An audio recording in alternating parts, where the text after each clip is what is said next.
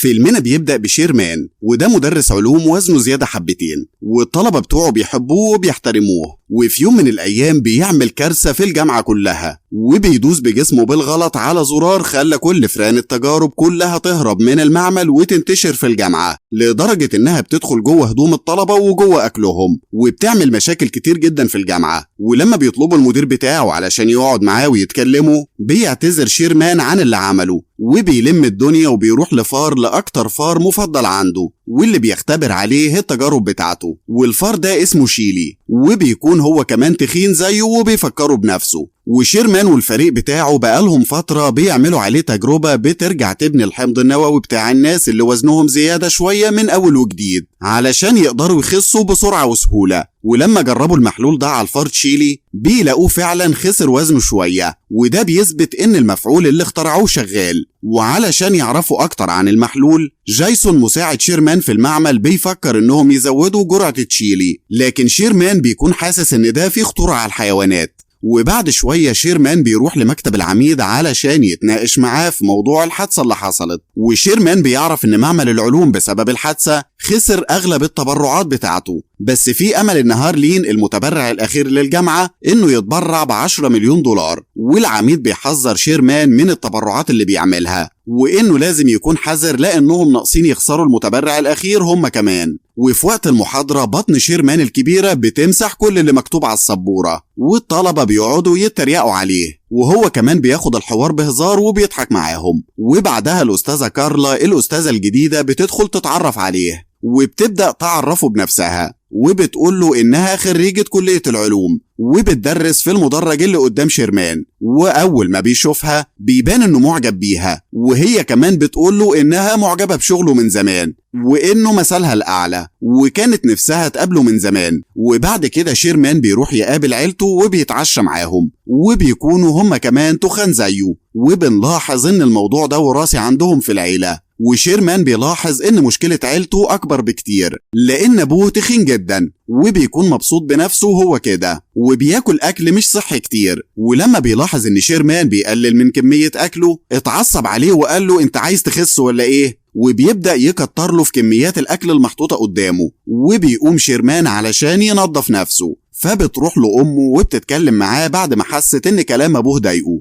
وقالت له انه جميل وما يهتمش بكلام ابوه. وده بيشجعه اكتر، وبيقرر انه يعزم الاستاذة كارلا انها تخرج معاه. وفعلا بيروح لها عند بيتها وبيتفق معاها انهم هيخرجوا يوم الجمعة، وكارلا بتوافق. وبيروح شيرمان بيته وبيكون مبسوط جدا، وبيقعد يرقص لانه هيخرج مع واحدة هو معجب بيها. وبالليل بتروح عليه نومة وهو قاعد بيتفرج على التلفزيون، وبيحلم انه قدر يقرب من كارلا، بس بيفطسها بوزنه الكبير وبتدفن في الرملة. وبعدها بيصحى شيرمان مفزوع على صوت التلفزيون وهو جايب برنامج رياضيين، وواحد منهم بيشجعهم وبيقول لهم ايوه انا اقدر. وبيبدأ شيرمان يكرر كلامه وراه وبيقول ايوه انا اقدر، وبيشجعه انه يخسر وزنه. وبيتفق مع نفسه انه هيتصرف وهيعمل اي حاجة علشان يخس. وبعد كده بنشوف شيرمان وهو في الجيم وبيحاول يلعب رياضة، وكمان بيجرب طريقة العلاج بالإبر، لكن بيكون باين عليه انه لسه قدامه وقت طويل علشان يوصل للوزن المثالي. وللأسف مش بيلحق يخس قبل يوم الجمعة بتاع الخروجة. وبيجي يوم الجمعة وبياخد شيرمان كارلا المكان اللي اتفقوا عليه، وبيقضوا وقت طويل مع بعض،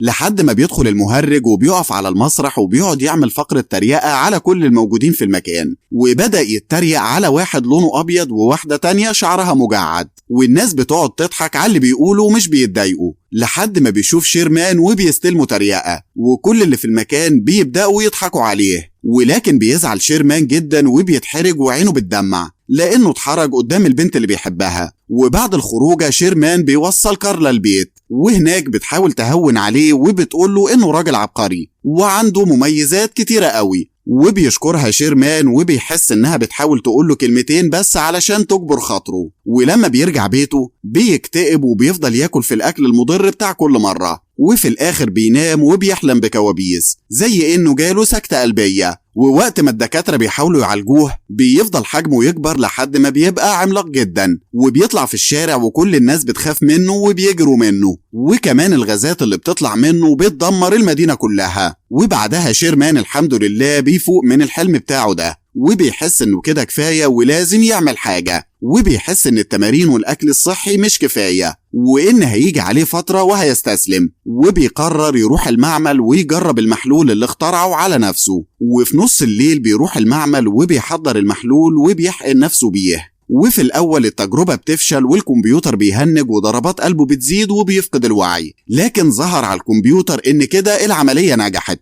وتاني يوم شيرمان بيفوق وبيتخض لما بيشوف نفسه في المراية، لأنه بيكون رشيق جدا وبيتعجب جدا من مظهره الجديد، وبيكون فرحان وعمال يرقص، وبيطلع يجري على الشارع عشان عايز كل الناس تشوفه بعد ما اتغير وخس وهدومه صغرت عليه. وأول مكان راحه هو محل الهدوم علشان يجيب هدوم تليق على حجم جسمه الجديد، وبيكون فرحان بنفسه وهو واقف قدام المراية وبيقيس الهدوم الجديدة. وتاني يوم بيروح المعمل يشتغل، وبيلاقي كارلا جاية تدور عليه، ومش بتعرف إن هو ده شيرمان اللي بتسأل عليه أصلا بسبب التغيير اللي حصل. شيرمان كمان ما بيبقاش عايزها تعرف إنه هو، فبيخترع اسم جديد وبيقول لها إن اسمي بادي، وقال لها إنه المساعد في المعمل، وبيعكسها وبيقول لها ما تيجي نخرج، وبيقترح عليها نفس المكان اللي راحته مع شيرمان. ولكن كارلا بتكون رافضة في الأول، بس لما لقيت الولد حلو وبيزن عليها قالت توافق. وفجأة بيكتشف شيرمان إن صوابعه ابتدت تورم،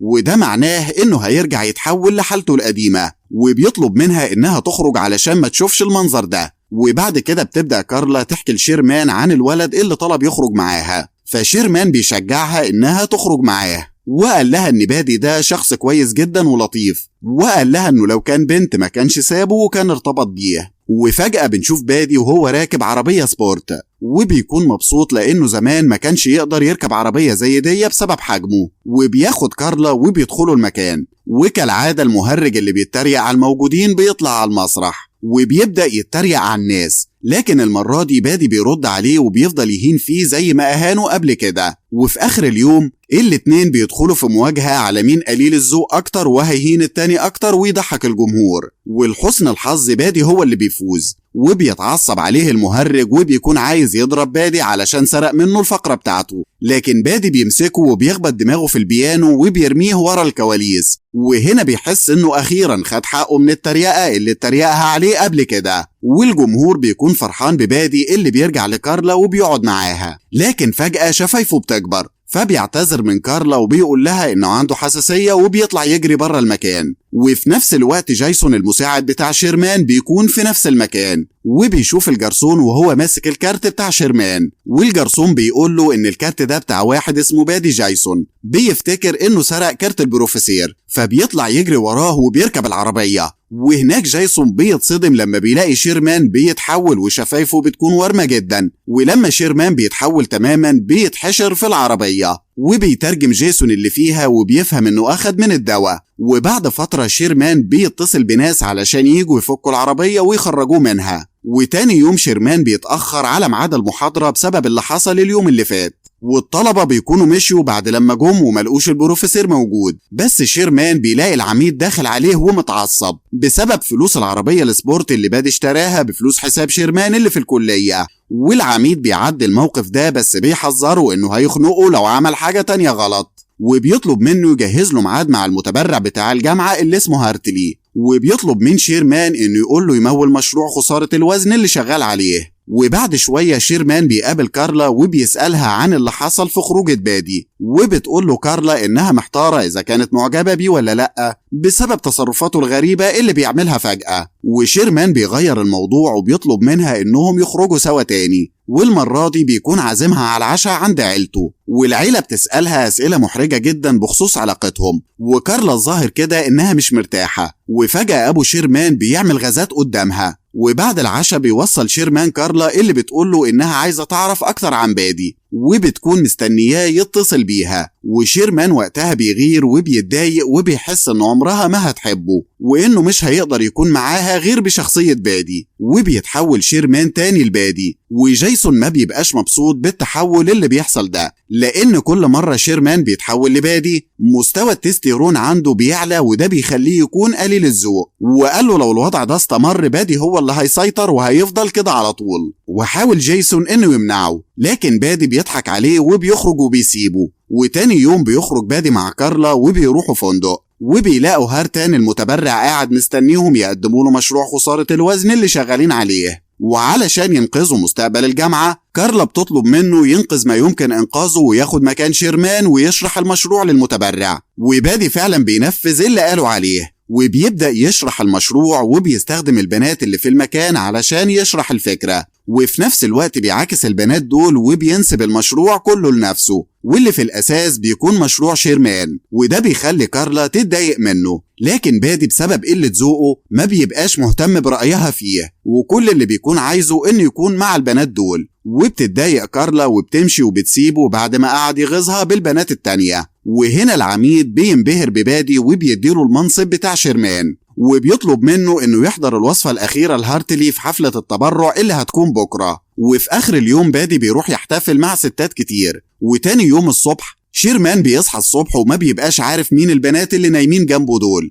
وبيكتشف ان وجود بادي بيأثر بالسلب على ذاكرة شيرمان، وبيخليه ما بيكونش فاكر اي حاجة من اللي بتحصل ليه وهو بشخصية بادي، وكأن عنده انفصام في الشخصية. وبعد كده بتروح كارلا لشيرمان وبتلاقي عنده ستات، وبتتعصب وبتحس انه زيه زي بادي بتاع بنات. وبعدها شيرمان بيروح لمكتب العميد اللي بيعرف انه عين بادي مكانه، وما بيكونش عارف هو المفروض يتصرف ازاي. ولما بيرجع البيت بيشغل الفيديو بالغلط، وبيلاقي ان بادي سايب له رسالة وبيقول له ان حياته مملة جدا، وبيشجعه ياخد المحلول ويشربه ويغير نفسه للأبد. ولما بيسمع شيرمان الرسالة دي بيتغاظ وبيروح يرمي كل المحلول علشان ما يضعفش، وبيرجع المعمل مع جيسون علشان يتخلصوا من كل المحلول الموجود. ولما شيرمان بيشربه بيكتشف انه عبارة عن محلول تخسيس، وبادي هو اللي ملاه، وبيعرف ان بادي هو اللي ملاه علشان شيرمان يرجع له من تاني. وبيتحول شيرمان لبادي وبيروح يحضر حفلة الخريجين. ولما بيمشي جيسون بيكتشف ان الكمبيوتر بيحذر من التستيرون بتاع بادي لانه وصل لمرحلة عالية جدا، وانه لو خد من المحلول تاني هيبقى بادي للأبد، وشيرمان كده هيختفي. وبنروح للحفلة وبنشوف بادي وهو بيشرح المحلول لكل الموجودين وجسمه المتغير. وهنا بيقرر انه يشرب المحلول لآخر مرة علشان شيرمان ما يرجعش من تاني. ولكن هنا جيسون بيتدخل ودراع بادي بيبدأ ينتفخ وبيخنق نفسه، وبيطلع ان الدراع ده بتاع شيرمان، وبيتخانق معاه علشان يرجع له جسمه. وفي الاخر بادي ما بيلحقش ياخد المحلول وبيرجع لشيرمان تاني، وكل الموجودين من ضمنهم كارلا بيكونوا مصدومين ومش مصدقين. وساعتها شيرمان بيشرح التجربة وبيقول ان غرضها الاول انها تساعد الناس، لكن بعد كده اتحولت لحاجة سيئة، واعترف بحقيقة انه لازم يقبل نفسه زي ما هو ويبدأ يهتم بنفسه وصحته علشان يبقى احسن.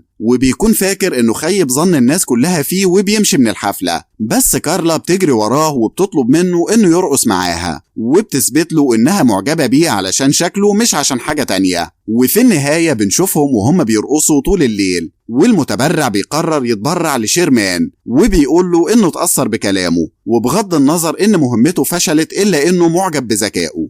وبكده يكون فيلمنا خلص. لو عجبكم الفيديو ما تنسوش تعملوا لايك وشير، وما تنسوش كمان تشتركوا في القناة وتفعلوا الجرس، وتكتبوا لنا في الكومنتات ايه الفيلم اللي حابين نقدمه المرة الجاية.